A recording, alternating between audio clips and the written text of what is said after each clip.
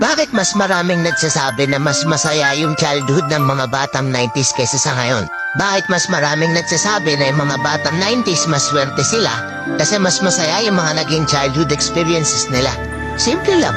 Mga batang 90s pakinggan nyo to. Lapit ka konti. Nung panahon natin hindi pa uso cellphone. Hindi pa uso yung puro Mobile Legends.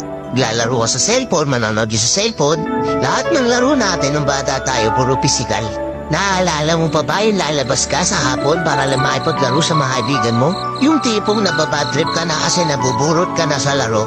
Pero tuloy ka pa rin kasi masaya ka makipaglaro sa kanila. Yung tipong lalabas ka ng alas 3 ng hapon hanggang alas 6 hindi ka na pwede magpagabi kasi mapapalo ka. Pero yung maiksing oras na yun para makapaglaro ka, pakiramdam mo ang haba-haba na. Naalala mo pa ba? Pag galing mo sa eskwela, madaling-madali ka kasi may papanoorin ka pa. Oo. Kasi yung mga palabas sa TV noon, puro pambata pa.